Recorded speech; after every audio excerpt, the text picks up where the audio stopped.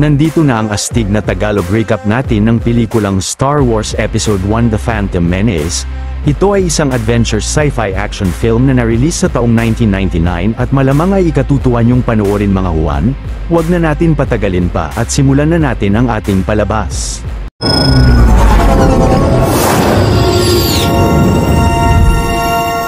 Sa opening crawl ay mababasang sinimulan ng Trade Federation na sakupin ang planetang Naboo nang sa gayon ay maayos ang problema nila sa kalakalan sa buong galaxy, pero ang Supreme Chancellor ng Galactic Republic na si Valorum ay palihim na nagpadala ng 2 Jedi Knights upang ayusin ang kaguluhan. Habang nagpapanggap na mga ambassador ay pumunta sa Trade Federation ang 2 Jedi Knights na sina Qui-Gon Jinn at ang Padawan o ang Jedi Apprentice niyang si Obi-Wan Kenobi. Napunta sila roon upang pag-usapan ang krisis na nangyayari, ngunit nang nalaman ni Viceroy Nute Gunray ng Trade Federation na Jedi ang mga ambassador ay agad na sinabi nila ito sa Sith Lord na si Darth Sidious. Makikitang palihim na nakipag-alyansa pala sa Sith Lord ang Viceroy at pinag-utos nito sa kanila na tuluyan ang sakupin ang Naboo at patayin ang mga Jedi. Agad na pinausukan nila ng poison gas ang silid kung nasaan sina Qui-Gon at Obi-Wan at malakas na pinasabog ang kanilang ship. Pero nang sumugod ang mga droid na sundalo ng Trade Federation sa 2 Jedi Knight ay magaling na nawasak nila ang lahat ng mga ito gamit ang mga lightsaber nila at ang kapangyarihan ng Force. Sinubukang wasakin ni Qui-Gon ang bakal na pinto kung nasaan ang Viceroy, ngunit inatake ang 2 ng mga destroyer droids na may mga shield generator kaya't mabilis na umalis sila roon. Pagkatapos ay nakita ni Qui-Gon na hinahanda ng Trade Federation ang hukbo ng mga battle droids sa pagsakop nila sa Naboo. Maya-maya ay bumaba na ang napakaraming battleships ng Federasyon sa kagubatang parte ng Naboo. Ang Viceroy naman ay sinabihan ng Droid General na tapusin ang 2 Jedi na malamang ay nakasakay sa isa sa mga landing craft nila. Samantala ang lokal ng planeta at isang Gungan na si Jar Jar Binks ay mabilis na niligtas ni Qui-Gon bago ito masagasaan ng landing aircraft ng Federasyon. Pagkatapos ay agad na pinabagsak niya ang ilang battle droid sa kagubatan na umaatake sa kanila. Si Jar Jar naman ay napagdesisyonan na sumama kina Qui-Gon bilang servant dahil sa pagligtas nito ng buhay niya. Kahit pa hindi sumang-ayon ang Jedi Master ay tinuro sa kanila ni Jar Jar ang daan papunta sa sekretong syudad roon na ang ligtas na mapapagtaguan nila mula sa mga droids. Lumangoy silang lahat sa isang ilog at sa ilalim nito ay natunto nila ang nakatagong syudad ng mga Gungan na ang Oto Gunga. Pagpasok ng 3 sa loob ay dinala ni Jar Jar sina Qui-Gon at Obi-Wan sa harap ng leader nila na si Boss Nass. Pinakiusapan ng Jedi Master si Boss Nass na tulungan ang kaharian ng Naboo, ngunit tumanggi ito at sinabing ang magagawa lang niya ay mabigyan sila ng sasakyan upang mapuntahan ang capital city ng Naboo. Pero bago umalis ay hiniling ni Qui-Gon na isama sa kanila si Jar Jar bilang gabay nila papunta sa syudad na sinang-ayunan ng Gungan leader. Nang nagsimula ng bumiyahe ang 3 sakay ng Bongo submarine na binigay sa kanila ni Boss Nass ay 2 beses silang tinangkang atakihin ng mga higanteng sea creatures sa ilalim ng karagatan, pero agad na kinakain ang mga ito ng mas dambuhalang nilalang. Maliit na pabor lang mga Juan, kung mahilig kayo sa mga ganitong Tagalog recap ay huwag niyong kalimutan na mag-subscribe sa channel natin dahil marami pa tayong upload na mga exciting na recap katulad nito. Samantala ang buong hukbo ng Trade Federation ay nagawa ng masakop ang capital city ng Naboo na ang Theed. Si Queen Amidala na ang reyna ng Naboo kasama ang government officials nila ay nadakip na rin ng Viceroy. Plano raw nilang papirmahin ang reyna ng treaty upang maging legal ang mga kalakaran nila sa planeta. Ilang saglit ay nagawa ng makarating ni Qui-Gon sa Theed City. Nang nakita ng 2 Jedi sa daan sina Queen Amidala ay matapang na nakipagsagupaan sila sa mga battle droids na dumakip sa mga ito at walang kahirap-hirap na napabagsak nila ang mga kalaban sa paligid.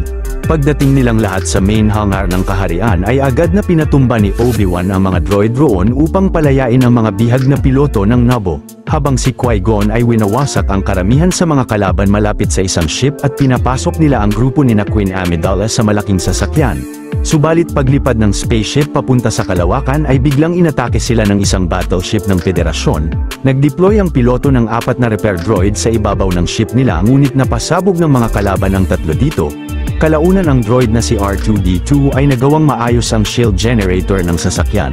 Nagawa na nilang makalayo sa mga battleships ng kalaban, subalit dahil sa malubhang nawasak ang hyperdrive ng spacecraft ay naisipan ni Qui-Gon na pumunta sa kalapit na planeta na ang Tatooine upang ipaayos ang ship nila roon. Si Queen Amidala naman ay pinili na si R2-D2 sa handmaiden niyang si Padme bilang pasasalamat sa nagawa niya kanina. Samantala nang nalaman ni Darth Sidious kina Viceroy na nakatakas sa Trade Federation si Queen Amidala ay inatasan niya ang kanyang Sith Lord apprentice na si Darth Maul na hanapin ang Reyna upang mapapirma sa treaty. Sa sunod na eksena si Qui-Gon ay iniwan ang apprentice niya sa ship at ang Reyna ay pinasama sa kanila ang handmaiden nitong si Padme. Napunta sila sa shop ni Watto upang bumili ng pyesa para sa hyperdrive ng ship nila. Ang batang alipin naman ni Watto na si Anakin Skywalker ay iniwan niya sa shop at pinakita niya kay Qui-Gon ang pyesa na kailangan nila. Dahil naman hindi tinatanggap ni Watto ang Republic credits niya ay sinubukan niyang kontrolin ang isip nito gamit ang Force ngunit wala itong epekto sa kanya. Samantala si Padme na naiwan sa shop ay kinausap ng batang Skywalker at nabanggit niya sa babae na siya at ang kanyang ina ay alipin ni Watto. Kalaunan ay sinabihan sila ng Jedi Master na umalis na sa shop.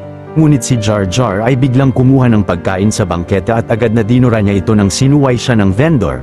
Tumalsik ang pagkain kay si Bulba at gusto na niyang tapusin si Jar Jar pero dumating roon si Anakin at matapang na sinabihan niya ang nilalang. Inis na inalisan sila ni si Bulba subalit dahil sa paparating na malakas na sandstorm sa lugar ay inaya ng batang Skywalker sina Qui-Gon na manatili muna sa bahay nila. Nakasalamuhan nila roon ang ina ng bata na si Ishmi at pinakita niya kina Padme ang binubuo niyang humanoid robot na si 3PO. Maya-maya nang kumain sina Qui-Gon kasama sina Anakin ay napaliwanag nila na kaya sila na stranded sa Tatooine ay dahil nasira ang hyperdrive ng ship nila ngunit wala silang dalang pera upang makabili ng pyesa nito. Pero ang bata ay naisipang sumali sa pod racing ng Tatooine gamit ang nabuo niyang pod racer at kapag nanalo siya ay ibibigay niya ang premyo kina Qui-Gon. Ang ina naman ng bata na kahit mapanganib ang pagkakarera ay mabigat ang kalooban na pumayag sa kanya. Pagkatapos ay sinabihan ni Qui-Gon si Watto na isali si Anakin sa pod racing. Kapag nanalo sila ay mapupunta sa kanya ang premyo at bibigay niya sa kanila ang mga pyesa na kailangan nila. Pero pag natalo sina Qui-Gon ay mapupunta kay Watto ang kanilang spaceship at agad na sinang-ayunan nito ng nilalang. Maya-maya habang kinukondisyon ng batang Skywalker ang pod racer niya ay sinabi ni Qui-Gon sa ina nito na napansin niyang may abilidad ang bata na makita ang mga bagay bago ito mangyari na kakayahan lang ng isang Jedi. Nang tinanong ni Qui-Gon sa babae kung sino ang ama ni Anakin ay sumagot siyang walang ama ang bata. Hindi niya mapaliwanag ang nangyari pero pinagbuntis niya siya, ipinanganak at pinalaki. Kinagabihan ay kinuhaan ng Jedi Master si Anakin ng blood sample at sinend niya ang data nito sa kanyang apprentice. Labis na kinagulat ni Obi-Wan na malaman na sobrang daming midi-chlorian sa dugo ng bata na di hamak na mas marami sa kahit sinong Jedi. Samantala ang Sith Lord apprentice na si Darth Maul ay nakarating na sa Tatooine at naglabas siya ng mga drone upang hanapin roon si Queen Amidala. Kinaumagahan ng naghahanda na ang lahat ng kalahok sa pod racing ay nagkaroon ng pustahan sina Qui-Gon at Watto. Pag nanalo si Bulba sa karera ay mapupunta sa kanya ang racing pod ni Anakin pero kapag nanalo ang bata ay papalayain na siya ni Watto sa pagkaalipin. Sumang-ayon naman ang nilalang kay Qui-Gon dahil malaki ang bilib niya kay Bulba. Ang kompetisyon ay hinos ng crime lord na si Jabba the Hutt at nang malapit na itong magsimula ay palihim na sinira ni Bulba ang maliit na parte sa pod ni Anakin. Kaya't nang nagsimula na ang pod racing ay hindi nag-start ang engine ng sasakyan niya. Kalaunan ay nagawa ng paraan ng bata na mapatakbo muli ang kanyang pod racer ng sobrang bilis. Sa kasalukuyan na iyon ang sakim na racer na si Bulba ay winawasak sa daan ang mga pod racer ng ilang kalahok sa iba't ibang paraan. Nagawang makahabol ng batang Skywalker sa iba pang mga kalahok ngunit ang mga raiders sa tuktok ng mga bundok ay pinagbabaril ang ilan sa kanila pati na si Anakin hanggang sa nawasak ang sasakyan ng ilang racer. Hindi nagtagal ay magaling na naunahan ng bata ang pod racer ni Bulba at nang sinubukan siyang banggain nito ay nagdikit ang mga sasakyan nila.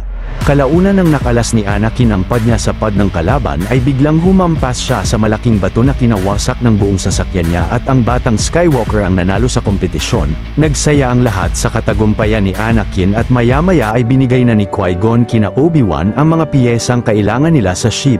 Pagkatapos ay sinabihan niya ang bata na hindi na siya alipin ni Watto at plano niyang isama ito sa kanila upang pagsanayin na maging isang Jedi Knight. Dahil hindi raw nagkataon na napunta sila sa Tatooine at maging ang kanyang ina ay naniniwalang kapalaran na niya iyon bago pa lang siya ipanganak kahit pa mabigat sa kalooban niya. Ilang saglit ay malungkot na nagpaalam na ang batang Skywalker kay 3PO pati sa kanyang ina bago siya sumama kina Qui-Gon. Subalit si Darth Maul ay nalaman na ang lokasyon ni Queen Amidala at mabilis na inatake niya ang Jedi Master bago sila makasakay ng ship. Buong lakas na kinalaban ni Qui-Gon ang Sith Lord apprentice gamit ang berdeng lightsaber niya. Habang ang bata ay nakapasok na sa loob ng sasakyan at agad na sinimulan nilang paliparin ang spaceship, Patuloy na nakipagtunggali ang Jedi Master kay Darth Maul at hindi nagtagal ay magaling na nakatalon siya sa kanilang sasakyan at nagawa nilang makatakas sa kalaban. Sa sunod na araw ay narating na nina Qui-Gon ang planetang Coruscant at nakaharap nila roon sina Senator Palpatine ng Naboo at Supreme Chancellor Valorum. Ilang saglit ay humarap ang dalawang Jedi Knights sa Jedi Council at sinabi sa kanila ni Qui-Gon na si Anakin Skywalker ay may pinakamataas na konsentrasyon ng midichlorian na nakita niya. Posibleng pinagbuntis siya ng mga midichlorian na ang magbabalanse sa Force katulad ng nakasaad sa propesiya, kaya't hinihiling niya sa Council na pagsanayin ng batang Skywalker na maging isang Jedi. Maya-maya ay hinarap ni Qui-Gon si Anakin sa Jedi Council ngunit napansin sa bata ng mga Jedi Master na sina Yoda at Mace Windu na may nililihim siyang matinding takot na posibleng hindi na niya makita ang kanyang ina.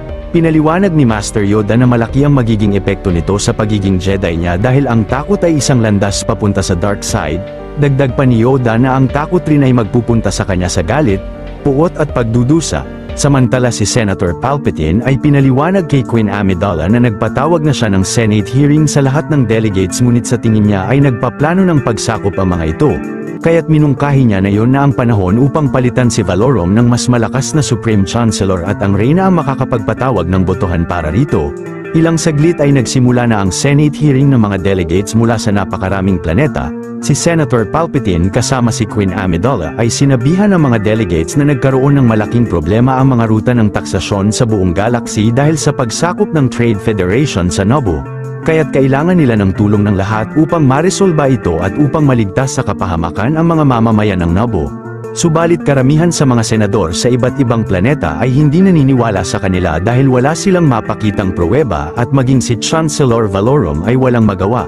Dahil dito ay napilitan si Queen Amidala na magpatawag ng botohan upang palitan ang Supreme Chancellor ng Galactic Republic alinsunod sa payo sa kanya ni Senator Palpatine. Maya-maya nang natapos ang botohan ay masayang binalita ng senador sa Reyna na isa siya sa mga na-nominate ng mga delegates na maging bagong Supreme Chancellor. Si Queen Amidala naman ay naisipang umalis na sa Coruscant dahil napagdesisyonan niyang siya na mismo ang pipigil sa pagsakop sa planeta nila. Samantala ang Jedi Council ay sinabi kina Qui-Gon na pagdedesisyonan muna nila sa ibang araw kung papahintulutan ba nila ang pagsasanay ni Anakin dahil sa nasesense nilang matinding takot rito. Pagkatapos ay inatasan nila ang dalawang Jedi Knights na samahan si Queen Amidala pabalik ng Naboo at alamin ang identity ng Sith Lord na umatake sa kanila. Nang pasakay na sila sa ship ng Reyna ay nagtakang natanong ni Anakin kay Qui-Gon kung ano ang mga midichlorian na narinig niya mula kay Master Yoda. Pinaliwanag ng Jedi Master na yon ay mga microorganism na naninirahan sa katawan nila at dahil dito ay nakakausap nila ang Force. Nang nakasakay na silang lahat sa spaceship ay sinabihan ng Reyna si Jar Jar na humingi ng tulong sa mga Gungan. Sa sunod na araw pagdating nila sa Naboo ay napansin ni Jar Jar na inabandona ng mga Gungan ang Oto Gunga City kaya't sinamahan niya ang buong grupo sa sagradong lugar ng mga Gungan at hinarap sila kay Boss Nass. Pagkatapos ay binunyag ni Padme sa kanila na siya ang tunay na Queen Amidala at decoy lang niya ang babae roon. Nagmamakaawa namang lumuhod silang lahat kina Boss Nass upang makipag-alyansa sa kanila laban sa pananakop ng Trade Federation sa Naboo. Kalaunan ang leader ay namangha sa pagpapakumbaba ni na Queen Amidala at sumang-ayon siyang tulungan sila. Ilang saglit nang dahil pinagsama ni Jar Jar ang kaharian ng Naboo at ang Gungan ay ginawa siyang Army General ni Boss Nass. Maya-maya kasama si Captain Panaka ay pinaliwanag ng Reyna ang plano nila na lilikha ang mga Gungan ng gera roon laban sa buong hukbo ng mga droids ng Federasyon, habang sila naman ay susugod sa palasyo ng Thid City upang dakpin ang Viceroy at mapigilan ang pagsakop sa Naboo. Hindi nagtagal ay naghanda na ang malaking hukbo ng Gungan at nag-release sila ng protective dome barrier sa buong paligid. Pagdating sa lugar ng mga dambuhalang landing spacecraft ng Trade Federation ay naghanda rin sila ng napakaraming battle droid army sa harap ng mga Gungan.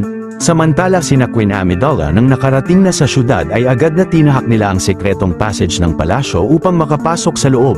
Habang ang grupo ni na Captain Panaka at ng iba pang sundalo ay buong lakas na inatake ang mga bantay na droid sa labas. Pagpasok naman ni na Queen Amidala sa main hangar ng palasyo ay nakipagsagupaan silang lahat sa mga kalaban roon at ang mga piloto ng Naboo ay nagmadaling sumakay sa mga starfighter planes. Maging sina Anakin at R2-D2 ay sumakay rin sa isang spacecraft upang doon magtago. Matapang na pinalipad ng mga piloto ang mga starfighter planes nila papunta sa dambuhalang droid control ship ng Trade Federation sa kalawakan upang pasabugin ito. Samantala ang lahat ng mga battle droid sa harap ng Gungan Grand Army ay nagsimula ng sumugod papasok sa protective barrier at buong lakas na kinalaban nila ang mga ito gamit ang kanilang mga sandata. Sa sunod na eksena sina Queen Amidala ay nakaharap si Darth Maul sa daan at iniwan nila ang Sith Lord sa dalawang Jedi Knights habang sila naman ay papunta sa lokasyon ng Viceroy. Sabay na kinalaban silang dalawa ni Darth Maul gamit ang kanyang double-bladed lightsaber at buong galing na nakipagtunggali sa kanya sina Qui-Gon hanggang sa unti-unti silang napupunta sa generator complex ng palasyo. Ilang saglit nang may humarang na mga destroyer droids kina Queen Amidala ay magaling na pinasabog ang mga ito ni Anakin mula sa starfighter plane. Pagkatapos ay nakipagbarilan sila sa mga battle droids sa hallway ng palasyo at winasak ang salamin na bintana roon upang makaakyat silang lahat sa mas mataas na palapag. Sa kasalukuyan na yun ang sinasakyang spacecraft ng bata ay kusang lumipad palayo ng palasyo dahil naka-autopilot ito at napunta sila sa malaking droid control ship ng Federasyon sa kalawakan. Sa sunod na eksena sina Qui-Gon at Obi-Wan na patuloy na nakikipaglaban kay Darth Maul ay napunta naman sa kabilang parte ng generator complex at nagkahiwa-hiwalay sila dahil sa force field roon. Samantala ang hukbo ng mga battle droids ng Trade Federation ay na-disable ang protective dome ng Gungan at magaling na na-overpower ang buong Gungan Grand Army sa kanilang gera at nagawa nilang mapasuko silang lahat. Sina Queen Amidala naman ay biglang napalibutan ng maraming destroyer droids at battle droids ng palasyo. Ilang saglit si R2-D2 ay nagawang ma-disable ang autopilot ng starfighter na sinasakyan nila at aksidenteng napalipad ito ng batang Skywalker papasok sa loob ng droid control ship ng Trade Federation. Maya-maya ay nag-deactivate na ang force field sa generator complex at nagpatuloy ang mainit na bakbakan nina Qui-Gon at Darth Maul habang si Obi-Wan ay na-stuck pa rin sa kabilang parte ng force field. Subalit hindi nagtagal ay magaling na nasaksak ng Sith Lord ang Jedi Master sa tiyan na kinabagsak nito. Sa kasalukuyan na yun sina Queen Amidala ay dinala sa harap ng Viceroy upang papirmahin ang treaty. Pero biglang pinagbabaril ng decoy niya ang ilang droids roon at si Captain Panaka kasama ang Reyna ay pinagbabaril na rin ang iba pa sa mga ito at na-corner na nila ang Viceroy. Samantala nang aatakihin si Anakin ng mga droids sa control ship ay aksidenteng napasabog niya ang main reactor sa di kalayuan. Agad na pinalipad niya ang starfighter plane palabas ng dambuhalang ship ng mga kalaban habang patuloy na sumasabog ang kabuuang parte nito. Dahil sa pagsabog ng droid control ship ng Federasyon ay biglang na-deactivate ang lahat ng uri ng droid sa Naboo. Sa sunod na eksena si Obi-Wan naman ang buong lakas na nakipagtunggali kay Darth Maul nang may labis na galit dahil sa pagpatay nito sa master niya. Nagkaroon rin silang dalawa ng mainit na sagupaan gamit ang kanilang mga lightsaber subalit matapos ang mahabang bakbakan nila ay natulak ni Maul ang Jedi papunta sa gilid ng reactor shaft at sinipa ang lightsaber niya. Pero gamit ang Force ay kinuha ni Obi-Wan ang lightsaber ni Qui-Gon at magaling na hiniwa niya ang katawan ng kalaban at agad na sinipa ito sa reactor shaft. Bago naman bawian ng buhay ang kanyang master ay sinabihan siya nito na sanayin si Anakin na maging Jedi dahil siya ang chosen one na magbabalanse sa Force. Maya-maya ang bagong elect na Supreme Chancellor na si Palpatine ay pumunta sa Naboo upang batiin ang Reyna sa katagumpayan nila. Habang ang Viceroy ay pinadala sa Coruscant upang humarap sa trial dahil sa mga krimen na nagawa niya. Sa sunod na eksena si Master Yoda ay pinagkaloob kay Obi-Wan ang pagiging ganap na Jedi Master. Kahit pa nagkaroon sila ng pagtatalo sa training ni Anakin ay mabigat ang kalooban na sumang-ayon si Yoda na gawing apprentice ng lalaki ang batang Skywalker. Pagsapit ng gabi sina Queen Amidala kasama ang lahat ay malungkot na sinunog ang labi ni Jedi Master Qui-Gon sa templo ng Theed City. Sa sunod na araw ay nagdaos ng engrandeng victory party ang kaharian ng Naboo at ang mga Gungan sa tapat ng palasyo. Makikita roon si Anakin na nakasuot na ng Jedi Apprentice attire kasama si Obi-Wan. Pagkatapos ay pinagkaloob ni Queen Amidala kay Boss Nass ang isang regalo bilang simbolo ng mabuting pagkakaibigan nila sa mga mamamayan ng Gungan. Dito na nagwawakas ang istorya ng pelikula. Kung natuwa at nagustuhan nyo ang ating tinampok na pelikula ngayong araw ay maaari nyo rin panuorin ang iba pang mga Tagalog recaps natin sa main page ng ating channel. At syempre huwag nyong kalimutan na mag-like, subscribe at mag-hit ng notification bell dahil marami pa tayong tatampok na exciting na mga pelikula sa mga susunod na linggo. See you on the next one mga Juan.